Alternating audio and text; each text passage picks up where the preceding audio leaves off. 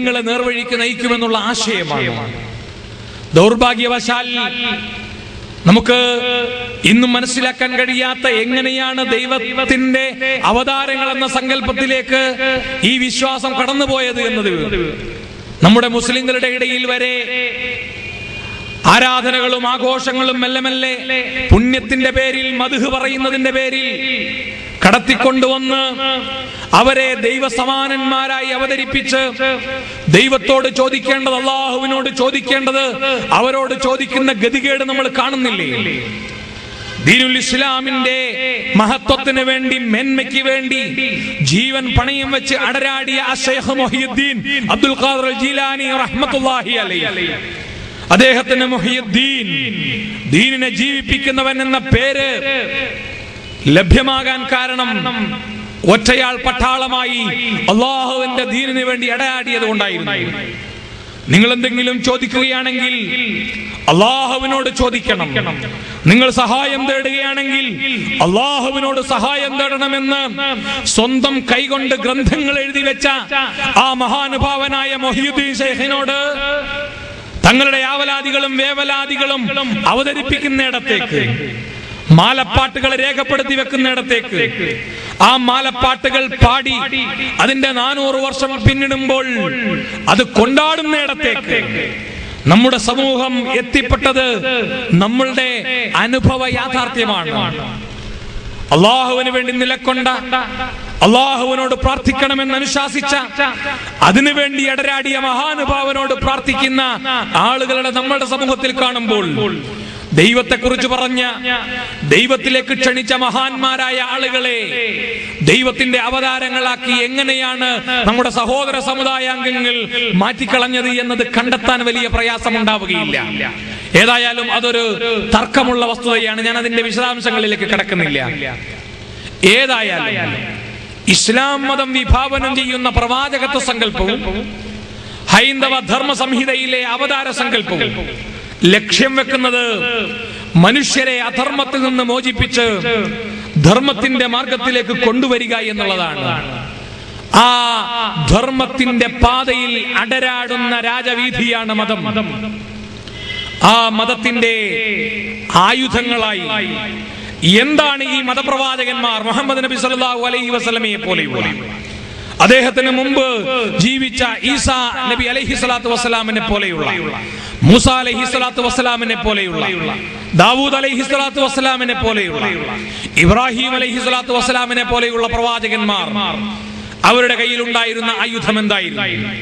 മനുഷ്യരെ നന്നാക്കാൻ, മനുഷ്യരെ സംസ്കരിക്കാൻ, അവർക്ക് നേർവഴി കാണിച്ചു കൊടുക്കാൻ.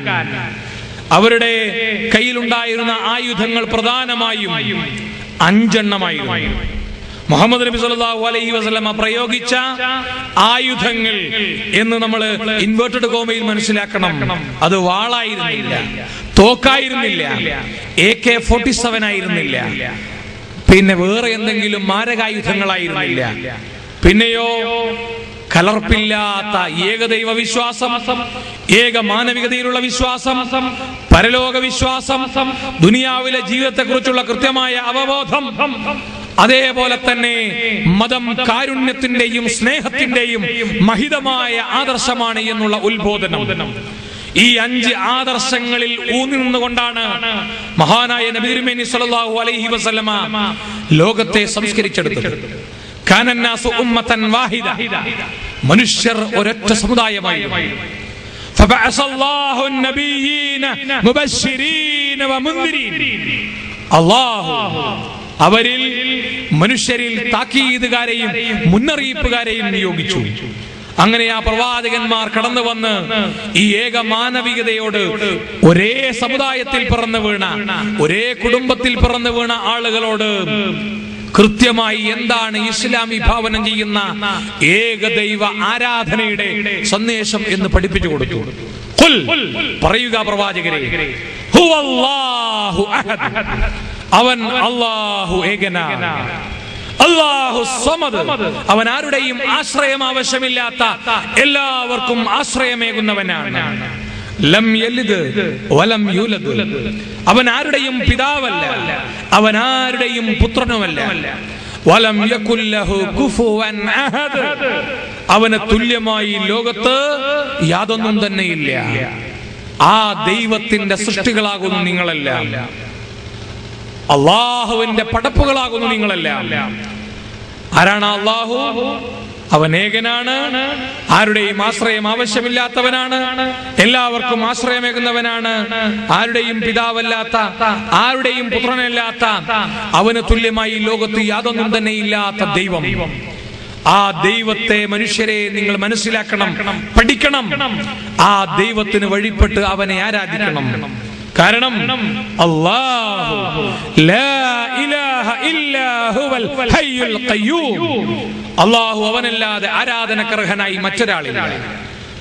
അൽ ഹയ്യു, അവൻ എന്നെന്നും ജീവനുള്ളവനാണ്, ജീവിച്ചിരിക്കുന്നവനാണ്. നിങ്ങൾ ആരാധനക്ക് തിരഞ്ഞെടുക്കുന്ന ദൈവം ജീവനുള്ളവനായിരിക്കണം. അത് ഏതെങ്കിലും ഒരു കാലത്ത് ജീവിച്ചാൽ പോരാ, എക്കാലത്തും ജീവിച്ചിരിക്കുന്നവൻ. അൽ ഖയ്യൂം, ജീവനുണ്ടായത് കൊണ്ട് മാത്രം കാര്യമില്ല, ഈ ജഗത്തിനെ നിയന്ത്രിക്കാനുള്ള അധികാരമുള്ളവരായിരിക്കണം. അങ്ങനെയുള്ള ദൈവത്തെയാണ് മനുഷ്യരെ നിങ്ങൾ ആരാധിക്കേണ്ടത്. യാ അയ്യുഹന്നാസ്, ഹേ മനുഷ്യരെ, ഉഅ്ബുദൂ റബ്ബക്കുമുല്ലദീ ഖലഖകും വല്ലദീന മിൻ ഖബ്ലികും ലഅല്ലകും തത്തഖൂൻ, നിങ്ങളുടെ സൃഷ്ടാവായ, നിങ്ങളുടെ മുമ്പുള്ളവരുടെ സൃഷ്ടാവായ ആ ഏകനായ ദൈവത്തെ നിങ്ങൾ ആരാധിക്കണം. ആ രക്ഷിതാവിനെ നിങ്ങൾ ആരാധിക്കണം, എങ്കിൽ നിങ്ങൾ ഭക്തിയുള്ളവരാകും. അല്ലദീ ജഅല ലക്കുമുൽ അർള ഫിറാശ, ഈ ഭൂമിയെ നിങ്ങൾക്കൊരു മെത്തയാക്കി തന്നവൻ, ഒരു വിരിപ്പ് പോലെയാക്കി തന്നവൻ. പരപ്പനങ്ങാടിയിൽ നിന്ന് കോഴിക്കോട്ടേക്ക് പോകുന്ന ബസിന്റെ പുറകിൽ പെയിന്റ് കൊണ്ട് എഴുതി വെച്ചിട്ടുണ്ട്, സ്പീഡ് ലിമിറ്റ് 35 km/h. ഒരു മണിക്കൂറിൽ 35 കിലോമീറ്റർ വേഗതയിലാണ് ഈ വണ്ടി ഓടേണ്ടത്. അത് 40 കിലോമീറ്റർ 50 കിലോമീറ്റർ വേഗതയിലൊക്കെ ചിലപ്പോൾ ഓടാറുണ്ട്. നമ്മളൊക്കെ അപ്പോൾ ബേജാറാകാറുണ്ട്, പലപ്പോഴും അപകടമുണ്ടാകാറുണ്ട്.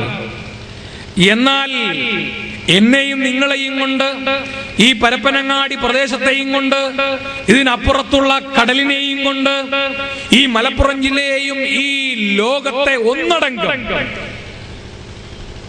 വഹിച്ചുകൊണ്ടിരിക്കുന്ന ഈ ഭൂമി കറങ്ങിക്കൊണ്ടിരിക്കുന്നു. ഒരു മണിക്കൂറിൽ 40 അല്ല, 80 അല്ല, 160 അല്ല, 320 അല്ല, 640 അല്ല, 1280-ലധികം കിലോമീറ്റർ വേഗതയിൽ. ശാസ്ത്ര സാഹിത്യ പരിഷത്തിന്റെ ഒരു ഗ്രന്ഥം പറയുന്നത് 1650 കിലോമീറ്റർ വേഗതയിൽ ഈ ഭൂമി നമ്മളെയും കൊണ്ട് കറങ്ങിക്കൊണ്ടിരിക്കുന്നു എന്നാണ്. മാക്സ് ബീർബം എന്ന പേരായ ഇംഗ്ലീഷ് എഴുത്തുകാരൻ അദ്ദേഹത്തിന്റെ സ്പീഡ് എന്ന ലേഖനത്തിൽ പറയുന്നത് 1200 കിലോമീറ്റർ വേഗതയിൽ ഈ ഭൂമി കറങ്ങിക്കൊണ്ടിരിക്കുന്നു എന്നാണ്. ഇങ്ങനെ ഈ ഭൂമി കറങ്ങിക്കൊണ്ടിരുന്നിട്ട് നമുക്കാർക്കും യാതൊരു പ്രയാസവുമില്ല. നമ്മൾ ഇന്നലെ സമ്മേളനം തുടങ്ങി, ഇന്ന് തുടരുന്നു, നാളെ അത് ഗംഭീരമായി ക്യാമ്പോട് കൂടി അവസാനിക്കും ഇൻഷാ അല്ലാഹ്. നമ്മൾ ക്യാമ്പുകൾ നടത്തുന്നു, വാഹനങ്ങൾ ഓടിക്കുന്നു, കെട്ടിടങ്ങൾ നിർമ്മിക്കുന്നു. അലം നജഅലിൽ അർള മിഹാദാ, ഭൂമിയെ നിങ്ങൾക്ക് നാം ഒരു തൊട്ടിലാക്കി തന്നില്ലേ, നിങ്ങൾക്ക് സുഖമായി കഴിയാൻ, സുഖമായി ഉറങ്ങാൻ. നമ്മുടെ മക്കൾ കരയുമ്പോ നമ്മളൊരു തൊട്ടിലിൽ കിടത്തി പാട്ടുപാടി കൊടുക്കും, ഒന്ന് ആട്ടിക്കൊടുക്കും. കുട്ടികൾ എത്ര കരയുന്ന കുട്ടിയാണെങ്കിലും സുഖമായി ഉറങ്ങും. അതുപോലെ മനുഷ്യരെ നിങ്ങൾക്ക് സുഖമായി കഴിയാൻ വാസയോഗ്യമാക്കി ഈ ഭൂമിയെ സംവിധാനിച്ചു തന്നവൻ. ആകാശത്തെ മേൽപ്പുരയാക്കി തന്നവൻ. ട്രോപ്പോസ്ഫിയറിന് മുകളിൽ ഓസോൺ ലെയർ എന്ന സംവിധാനിച്ച് മാരകമായ അൾട്രാ വയലറ്റ് രശ്മികൾ പോലെയുള്ള മനുഷ്യന്റെ രോമകൂപങ്ങളെ കരിച്ചു കളയുന്ന, സസ്യലതാദികളെ ഇല്ലായ്മ ചെയ്തു കളയുന്ന, മൃഗങ്ങളെ കൊന്നുകളയുന്ന മാരക രശ്മികളെ തടയാൻ പിന്നെ പ്രത്യേകമായ സംവിധാനം, ഒരു കുടപോലെ സംവിധാനിച്ചു വെച്ച ആകാശത്തെ മേൽപ്പുരയാക്കി തന്ന ആ ദൈവം തമ്പുരാനെയാണ് മനുഷ്യരെ നിങ്ങൾ ആരാധിക്കേണ്ടത്. ആകാശത്ത് നിന്ന് നിങ്ങൾക്ക് മഴ പെയ്യിച്ചു തന്ന പടച്ച തമ്പുരാൻ. പരപ്പനങ്ങാടിയിലെ കടലിൽ നിന്ന് ഉപ്പിന്റെ അംശമുള്ള വെള്ളത്തിൽ നിന്ന് ഉപ്പിനെ അവിടെ അവശേഷിപ്പിച്ച് ശുദ്ധജലം മാത്രം നീരാവിയായി മുകളിലേക്ക് അള്ളാഹുവിന്റെ സൂര്യപ്രകാശത്തിന്റെ ശക്തി കൊണ്ട് നീരാവിയായി മുകളിലേക്ക് അത് പൊങ്ങുന്നു. അത് പൊങ്ങിയിട്ട് ആ കടലിൽ മാത്രമല്ല മഴ പെയ്യുന്നത്. ആ പൊങ്ങിയ നീരാവിയെ അള്ളാഹു കാറ്റ് എന്ന് പറയുന്ന മഹത്തായ ഒരു സംവിധാനം ഉപയോഗിച്ച് ആട്ടിത്തെളിയിച്ചു കൊണ്ടുവരുന്നു.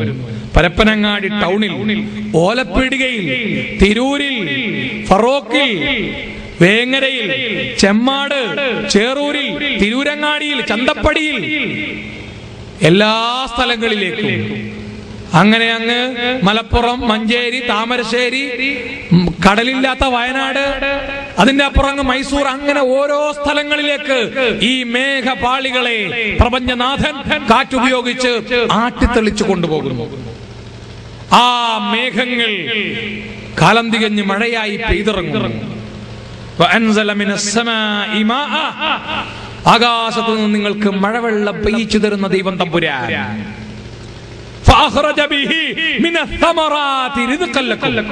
അത് മുഖേന നിങ്ങൾക്ക് കായ്കനികൾ ഉൽപ്പാദിപ്പിച്ചു തന്ന ദൈവം തമ്പുരാൻ. നമ്മുടെ തെങ്ങ് വളരുന്നത്, നമ്മുടെ കവുങ്ങ് വളരുന്നത്, നമ്മുടെ വാഴ വളരുന്നത്, നമ്മുടെ പപ്പായ വളരുന്നത്, നമ്മുടെ ചീരകൾ വളരുന്നത് ആ മഴവെള്ളം കൊണ്ടാണ്. ആ മഴവെള്ളം സ്വീകരിച്ച് അതിന്റെ പ്രത്യേകമായ ചില പ്രക്രിയകളൊക്കെ നടന്ന് പഴവർഗ്ഗങ്ങൾ ഉണ്ടാകുന്നു, എല്ലാം ഉണ്ടാകുന്നു. നമ്മൾ അങ്ങനെ ഈ ഭൂമിയിൽ ജീവിക്കുന്നു. ആ ദൈവമാണ് ഈ ലോകത്തുള്ള എല്ലാവരുടെയും സൃഷ്ടാവ്.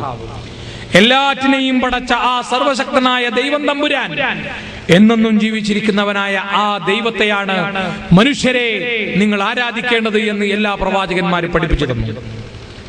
ഭാരതത്തിലെ മുനിശ്രേഷ്ഠന്മാർ, ഭാരതത്തിലെ ഹൈന്ദവ വേദ പുരാണ ഉപനിഷത്തുക്കളുടെ പഠനം നടത്തുമ്പോൾ വിവിധ ദേവന്മാർക്കും ദേവിമാർക്കും ഒക്കെ വകുപ്പുകളും ഉപവകുപ്പുകളും ഒക്കെയാക്കി വിഭജിച്ച് നൽകുന്ന ഒരു ഭാഗം നമുക്ക് കാണാൻ കഴിയുന്ന അതേ വേളയിൽ തന്നെ സർവശക്തനും സർവജ്ഞനുമായ ഏകനായ ഒരു പരാശക്തിയെ കുറിച്ച്, ഒരു ദൈവത്തെ കുറിച്ച് കൃത്യമായി പറയുന്നത് നമുക്ക് കാണാൻ കഴിയും. ഇന്ദിരാഗാന്ധി എഴുതിയ ദ പെരനിയൽ ഇന്ത്യ എന്ന് പറയുന്ന ഇന്ത്യയുടെ സംസ്കാരത്തിന്റെ മഹത്വത്തെ കുറിച്ച് മുമ്പ് ഡിഗ്രി വിദ്യാർത്ഥികൾക്കൊക്കെ പഠിക്കാനുണ്ടായിരുന്നു ഒരു പ്രസിദ്ധമായ ഉപന്യാസമുണ്ട്. ആ ഉപന്യാസത്തിൽ മഹത്തായ മുനിശ്രേഷ്ഠന്മാരുടെ ഒരു വേദവാക്യം,